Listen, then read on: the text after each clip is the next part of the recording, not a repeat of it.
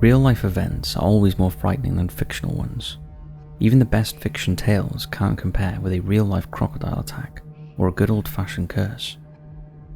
Well, in this video, we'll be looking at 10 tales that are truly terrifying, simply because they are all real. Now, before we dive into these, we'd like to quickly mention Patreon and a new feature we've just started.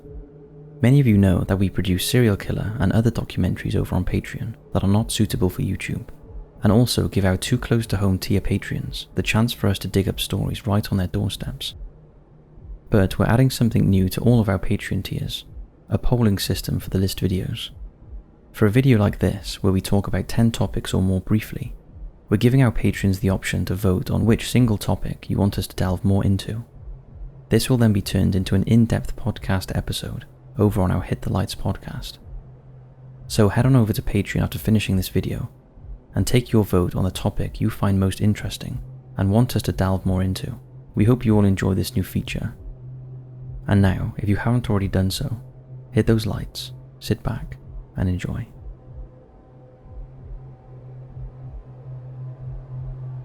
Rudy Valentino's Cursed Ring. Rudolph Valentino shot to stardom when he appeared in the 1921 movie The Sheik. Women were reportedly to have fainted in the cinemas when they saw the sex symbol on film. When Rudolph suddenly died at the age of 31, he became an icon of the silver screen. The medical explanation for his death was ruptured ulcers, but could it have really been a cursed ring that was responsible for his premature demise? Supposedly, Rudy found the Destiny ring in a San Francisco store, where the shopkeeper was trying to reel Rudy in when he told him of the ring's supernatural connection. Rudy refused to be put off and bought the ring anyway. He wore the tiger's eye ring throughout filming of The Young Raja, which incidentally was his one and only flop. After this, he put the ring away for several years, but on wearing it again, he collapsed and soon died from sepsis. After his funeral, which caused a rash of suicides and had thousands of mourners, the ring was chosen by his lover, Paula Negra, as a keepsake. The actress fell gravely ill almost immediately. She gave the ring to a young actor named Russ Columbo, who was shot and killed by a friend. The ring was then left to his cousin, Joe Casino, whose car was hit by a truck and he was killed instantly. Joe's brother Del inherited the ring. When he was burgled, the police shot the robber and the ring was found in the dead man's pocket. When Jack Dunn was being considered for the main role in a Valentino biopic, he borrowed the ring for his screen test. You can guess what happened to him. He died from blood poisoning 2 days later. The tiger's eye was put in a bank vault for safekeeping, and after 2 robberies and a fire at the bank, the ring went missing. This mysterious, supposedly supernatural cursed ring's whereabouts are currently unknown.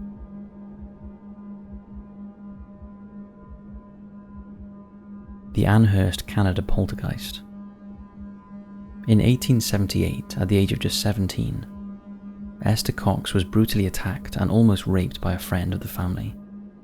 Esther lived in the small town of Amherst, Nova Scotia in Canada, and shared her home with Olive, her sister Olive's husband Daniel Teed, and their 2 small boys. Her other sister Jane and Daniel's brother also lived there, making the house quite a crowded place, especially as some of the rooms were even rented out to strangers for extra income. Sadly for Esther, after her attempted rape, she developed seizures, along with unexplained fevers. It was clear that she was suffering from psychological trauma. Strange phenomena also began to appear around the house at this time. Esther shared a bed with her sister Jane, and one night, Olive and Daniel were disturbed by a deafening scream. They found both Esther and Jane cowering in their bedroom. They were adamant that there was something crawling underneath their blankets. The screaming happened again a second night, when the girls heard something scuttling around beneath a wooden storage box, which spontaneously leapt into the air and landed in the middle of the room when they approached it. On the third night, Esther began to scream and convulse. This was accompanied by loud noises and rattling throughout the house, before she fell into a deep sleep. After calling the doctor, things began to get worse. He witnessed a pillow being whipped out from under Esther's head by an unseen force, scraping noises from under the bed, and most sinister of all was the writing that appeared by itself on the wall before his very eyes. It read, "Esther Cox, you are mine." The activity escalated, becoming much more dangerous as lit matches fell from the ceiling onto beds. The phenomenon even followed Esther to church, with loud rapping sounds and knocking was heard during Mass. Esther moved out to a friend's house, but when the barn burned down, Esther was arrested for arson and served 30 days in prison. After her release, the happenings ceased and life returned to normal for Esther.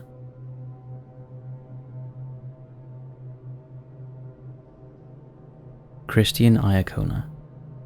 In the year 2009, Christian Iancona was the mayor of Vence, a commune just north of Nice in southeastern France, when his grandson Gabriel accused him of rape. Gabriel went to his father, Philippe, and told him in great detail what his grandfather had done at his villa in Vence.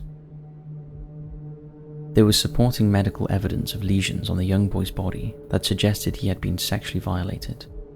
Gabriel said the abuse had taken place over 2 years, from 1996 to 1995, when he was aged 6 to 8. Over the following years, Gabriel suffered from nightmares, had severe crises and PTSD. He attempted suicide on several occasions, which made his accusations seem all the more credible at the time. Christian was found guilty and sentenced to 9 years in prison in 2009. Then, in May of 2021, Gabriel, after maintaining the allegation for 11 years, suddenly changed his mind and withdrew the accusation against his grandfather. Gabriel acknowledged that he had been raped, but not by his grandfather. He said, "I can still see this scene before me, but I no longer see it as possible. I might have transposed my grandfather onto someone else." Gabriel confessed to having unknowingly lied, and had been influenced by tension between his father and grandfather, and lied to attract attention. He was convinced by various doctors of the reality of his own lies, but when he had doubts, he didn't dare to formulate them out loud, in front of people who had stood by him through 10 years of investigations. Now aged 21, Gabriel found himself compelled to go on hunger strike to obtain the release of his grandfather, who was 77. He sat outside of the courthouse in the town of Grasse, surviving on just orange juice and water, and only ended his protest when he secured a hearing with prosecutors. At a retrial in March of 2015, the conviction was overturned, and Christian was released and able to embrace his grandson outside of the courthouse in Lyon. Death roll. Amelia Osborne Smith from Andover in England was 18 when she went whitewater rafting on the Zambezi River below the Victoria Falls. She had travelled to Zambia on a gap year with her friends because she wanted to see the world. She was in the water for a quick dip to cool off and was swimming back towards the boat when she felt something pass over her legs. She thought it was her friend, but then realised that her friend was swimming next to her.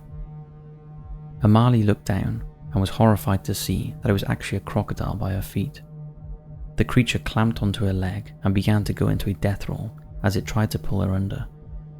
She admitted that she lost control, as she couldn't breathe at this point, believing that she was going to die. Her friend tightly held onto the shoulders of Amali's life jacket while she kicked out at the beast. Eventually the animal let go, and Amali was dragged back onto the raft. She said the worst part was waiting for 45 minutes whilst losing blood and with no pain relief until the helicopter airlifted her to hospital in Lusaka. Her leg injuries were serious and she was lucky not to lose her foot. After life-saving surgery, and once stable, she was flown home to a trauma hospital in London, where she underwent a total of 7 operations. Amali was given an Act of Courage honour in the Awards for Brave Britons 2022, after she had begun fundraising for a village school to be built near the attack site. She said she wanted to give back to the people who had helped her to get medical treatment.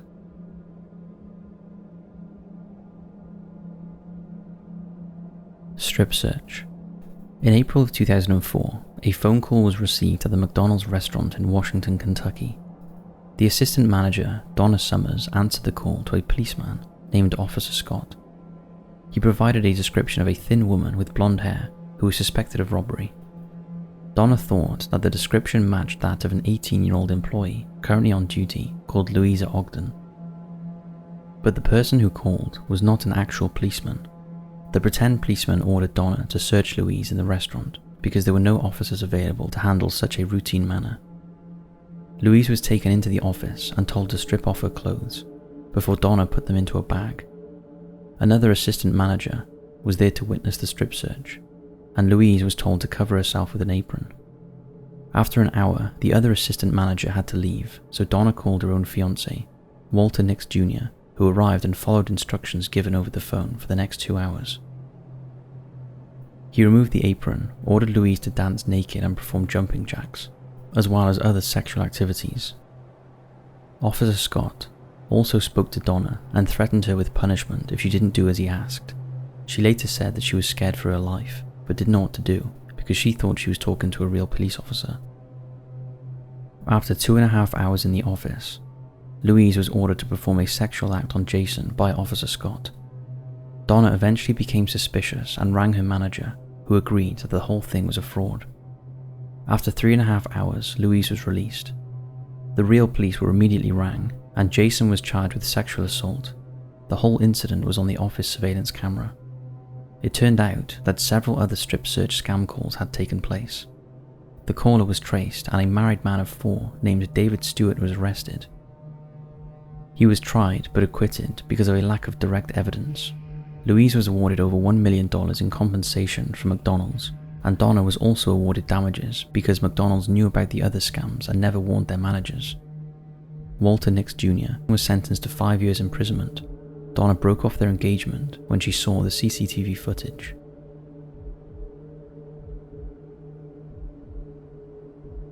Who killed Cindy James? October 1982 saw the start of a series of bizarre phone calls from the Canadian nurse Cindy James. It was just 4 months after separating from her husband when the phone harassment began. The calls ranged from complete silence to threats of violence. Cindy's estranged husband, Roy Makepeace, became the prime suspect.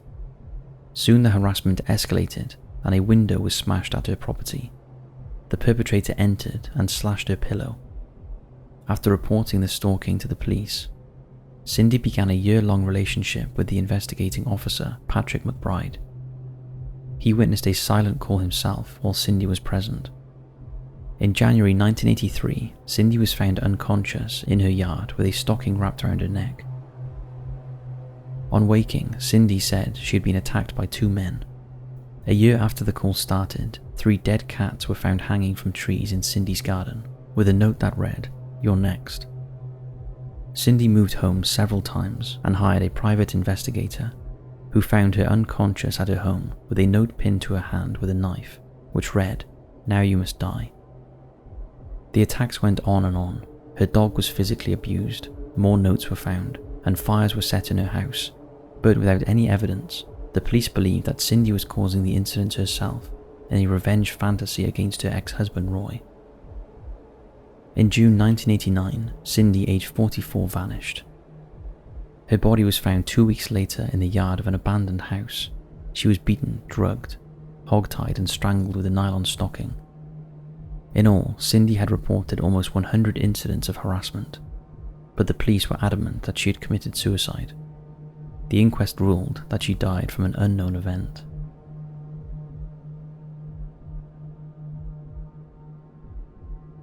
The Howden Moor incident. In March 1997, just after 10 p.m, the Ecclesfield police station was inundated with emergency calls. People from the isolated village of Bolsterstone, high up on the moors between Sheffield, England, and the Peak National Park, were ringing in to report a crashed airplane. 2 farmers rang first, who saw the plane flying low and come down in a flash. Others reported an explosion and a strange orange glow on the western horizon. Around 40 police, fire and rescue and ambulance services were put on alert. By 11 p.m, the police and RAF helicopters reached the site, but could find nothing on thermal imaging. Although a sonic boom was reported as coming from the area at the time of the reported crash. By early morning, 141 mountain rescue volunteers were up on the moor, searching the dangerous terrain, on foot, along with police officers and dog teams. But the crash could have occurred anywhere in the 50 square mile radius of the wild and hostile terrain. Reports of the sighting kept coming in from reliable witnesses, including a special constable, but still no wreckage was found. With no reports of unreturned flights from anywhere in the area, the search was scaled back. To this very day, no explanation for the event has ever been found. So what crashed, and where did it go?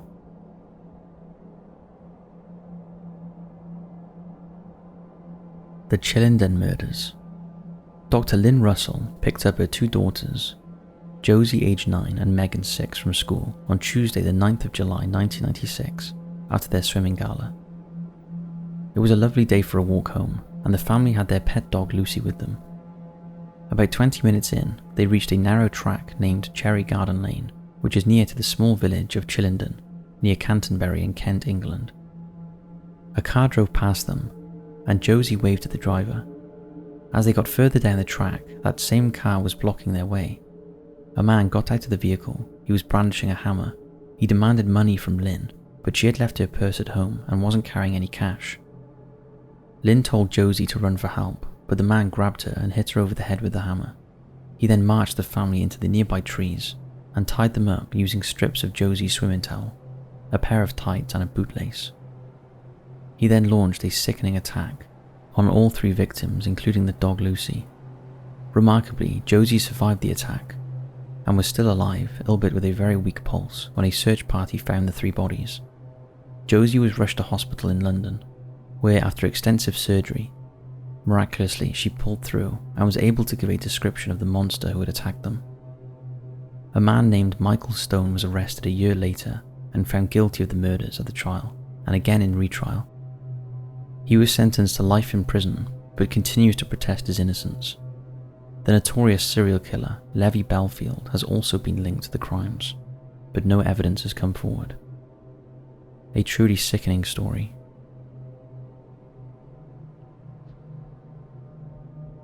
Superfan. Monica Sellers was born in the former Yugoslavia and began to play tennis at the age of 5. She turned professional at the age of just 14 and finished her first full-time tour ranked number 6 in the world. From 1991 to 1992, she dominated women's tennis and became the youngest woman ever to win the French Open by beating Steffi Graf in the final. The problem was, Steffi had an obsessive German superfan named Günther Parch, who was not happy that his idol had lost her number 1 spot. In April 1991, during a quarter-final match, Monica was playing against Magdalena Malieva in Hamburg, Germany. During a changeover, Monica was sitting at courtside when Günther ran out of the center of the crowd to the edge of the court. He leaned over the fence and stabbed Monica between the shoulder blades with a boning knife. Monica was quickly taken to hospital with a 1.5-inch wound in her back. Günther was arrested and found to be mentally unbalanced. He said he only wanted to hurt Monica, not kill her, but admitted wanting to injure her badly enough that she couldn't play, and Steffi would become number 1 again. In a controversial move, a German court gave him a 2-year suspended sentence for grievous bodily harm. Monica was angered by the leniency of the ruling, and prosecutors were able to win the right for a retrial, but the suspended sentence was upheld. Monica did lose her ranking because she did not play professionally for another 2 years and was left with deep emotional trauma because of the attack.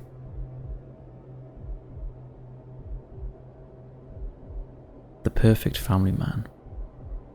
John List was a bank executive and a Sunday school teacher. He lived in a beautiful house in New Jersey with his wife and 3 children. He seemed to have the perfect life, but what people did not know was that beneath the perfect exterior, List was a cold man, with few friends and a lack of basic social skills, which meant he was often fired from jobs. For weeks, List had been leaving his home every morning and pretending to go to work. Actually, he was going to the train station to spend all day reading, but the bills were not being paid and the foreclosure process had begun on the mortgage, so List had to act quickly before his lie was discovered. On November 9th, 1971, while the children were still at school, List shot his wife Helen, 46, and his own mother, Alma, 84. When his eldest child, Patricia 16, and younger son, Frederick 13, came home for lunch, he shot them both in the back of the head. After enjoying his own midday snack, he drove to his bank to close his mother's account as well as his own.